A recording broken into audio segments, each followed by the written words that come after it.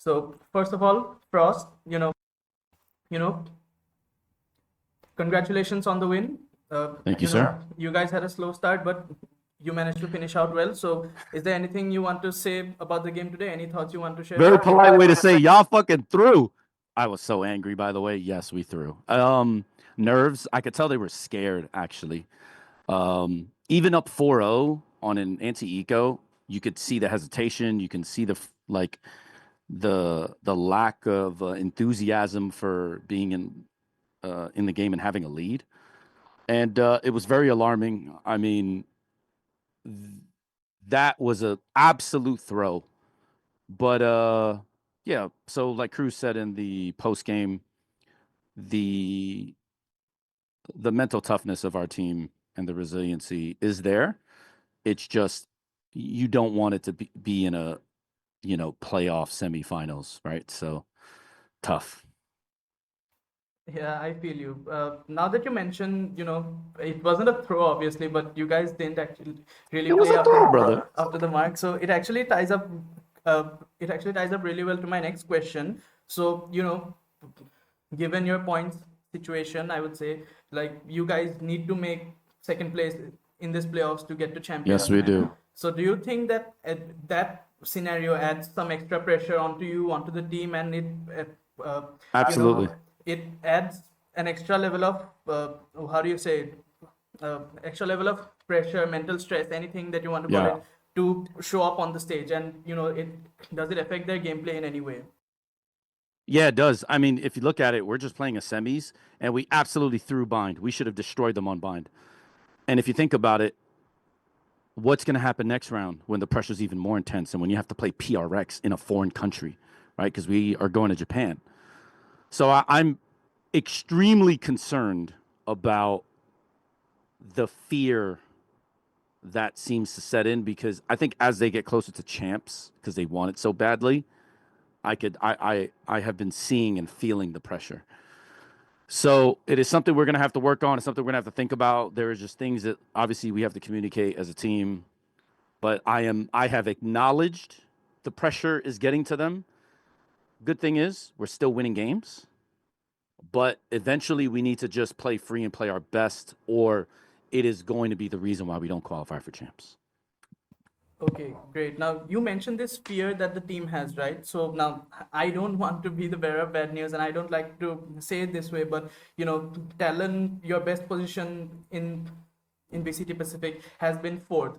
But obviously, as we have seen, the team can play better. They do play better. So do you think this is some kind of a mental block that's there, or is there any other factors that affect this thing that keeps happening? Obviously, this time around you managed to break that block and make your way to the upper finals. But can you speak anything about that? I think for us, the best thing to do is just remind them that they're rookies, and that even if they don't qualify for champs, it's not like their jobs are at stake, right? Like, I think the pressure of wanting something so bad often is the reason why you won't obtain it, right? It's they call it a self-fulfilling prophecy. And I think we just need to get that message clear to them that obviously we all want to play our best, we want to do our best.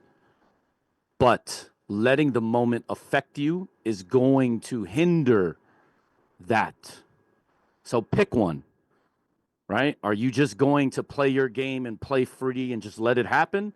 Or are you going to let the moment take over? And I think with some encouragement, and I think just specifically,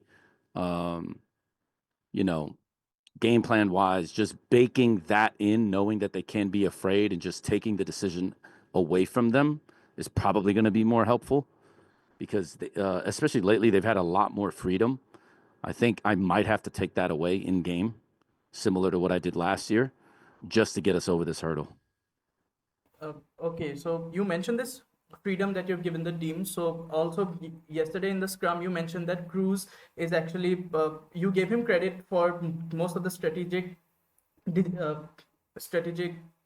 decisions that happened in the game. So do you think this was actively from your part, that you want to give him that responsibility to take over, that one day you only have to it's like you only have to take care of the players, and strategy is not your thing? Or do you think that this has been happening without you knowing, it's been happening subconsciously and something that you're actively Yeah. trying to work on? I mean, like all things, you develop players, and I've developed Cruz as an IGL, and now he's smart enough that he wants to make his own decisions and make his own comps and do his things, and I have to respect that because he's at a level where he's earned that right. Another thing is, like, a lot of the strategy happens between us, game planning. The thing is, there's a lot of checks where Cruz can overcall it and just completely do something else. And there's even calls that I make on timeouts where, like, I say to do this and he doesn't do that, and it's like, unlucky. But at some point, you have to realize I don't speak Thai, so I don't fully understand exactly what's going on. Cruz also is a smart player and a very good IGL, so I have to be able to trust that everyone you know has the right leader in game, right? And then obviously it's um, because I don't shoot a bullet, it's me not getting in the way of progress because the better Cruz gets, the more likely we are to win anyway. So I've got him here. I brought him to this point. And now if he's to the point where he can be in control, I just have to respect that because, when you play against the best teams in the world, you need a quick thinker in game that can also handle all the variables that Valorant has. And if Cruz is only listening to me and doing what I say, it eventually is going to get us in trouble. So that's philosophically, I think, what's really happening here at Talon. Um, but yeah, it's a work in progress, right? I mean, like I said, I don't think if our year is on the line next week, or sorry, Sunday when we play, if I tell Cruz, trust me, you're going to do this and don't stray away from the game plan, I believe he trusts me enough also to listen. It's a two-way street.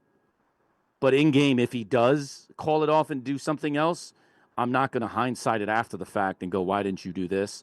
I'll ask him why. And if he tells me something that I think is a reasonable reason why, then you just move on and you go to the next. All right, great. Thank you. So you mentioned that you don't speak Thai, and now you guys have a full Thai roster. So obviously they're speaking in Thai in the game. The casters today also mentioned, some kind of comms issues that the team has been having. So do you think that having a full Thai speaking roster actually helps with those issues, or do you think that, with you having a language barrier with the team actually creates more issues? So how do you figure those kinds of situations?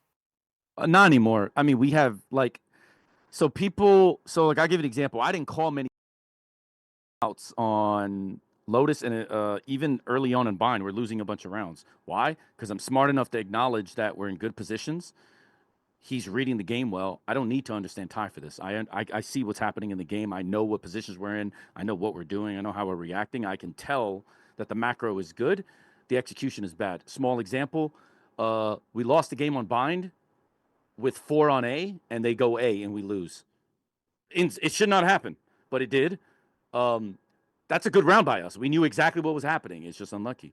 So it's my experience of knowing what's happening and whether I need to fix the problem or there is no problem. We're just making these random micro mistakes that are costing us rounds, and you just have to charge that to the game, right? And then the other thing is, Cruz sometimes will have checks in game where he'll just be like, hey, don't call a timeout. I know what's happening. I'll fix it because of the language barrier. So sometimes he knows me. He has a feel of like when I'm just going to come in and just be like, yo, we need to stop doing this. We need to start doing that. And like now he just preemptively tells me before the round ends, hey, Hector, don't call a timeout. I know what's going on. Don't worry. I'll fix it. That's it. So sometimes I don't even have to call a timeout in a bad spot because I just immediately got the confirmation that he knows something is wrong. He's identified something. He's going to fix it. And I have to trust that he does that. Doesn't always work, but at least he's giving me a heads up. And obviously I have the freedom to call a timeout whenever I want. But sometimes, yeah, you just have to have that communication being streamlined. And I think we're over that. It sucks for me not understanding what's going on because it's harder for me to know how to help other than very specific game plan or anti for the match. rather than, if last year, for instance, I'll give you a small example. Sometimes I can tell when governor and ban don't have confidence in what they're doing. So I can immediately switch, yo, do not call this again. Don't do this. From now on, we're going to do that. And it's because I can see the governor has lost confidence in his shot, or ban, doesn't want to take a one-on-one. So I just completely make sure that we completely change the entire framework of our, I'm thinking attack specifically. I cannot do that now when they speak Thai. So that is probably the only real change. All right, thank you. So now, you have two new players in the team. Obviously, Governor Ban, they're gone. You now have Thai and I don't exactly know how to pronounce his name. Killua, I think the caster said. So Thai and Killua. Now, obviously, you had them both in stage one as well. But Yeah. stage one, obviously, new players. It's understandable how that went. But now they're doing extremely well, I would say. So how do you, as a coach, adapt these two new players to an already existing system? How do they feel? Plus, how is the synergy in the team? Anything that you can share with us? I can say that Premi really wanted Killua, and I was going to go with another player, but I trusted them, and Cruz trusts Jit and Premi, and I think it just worked out that way. I think Cruz has done a really good job of developing them in ways that I couldn't because I don't speak their language. So a lot of my information filters through Cruz, and I think he's just stepped up. He's basically team dad. So I think that is the biggest reason for, I think, how well they're playing and performing is that they have a guy like that is teaching them, as they're developing. All right, thank you. So I'm almost at the end of all my questions now. So are there any? I'm sorry, but it has been 10 minutes. Can you? Sorry, I'm sorry, but I only have two more questions. Can I just ask them real quick, or I just I'm need so one sorry, question? but we have a next schedule to go on, so it'll be. All right, maybe All right, that's buddy. fine. Sorry. Have a good one. Thank you for your time. All Take right, care. that's okay, Frost. It was great talking to you. All the best for your Thank upcoming you. matchup. Yes, sir. Bye-bye. Thank you so much.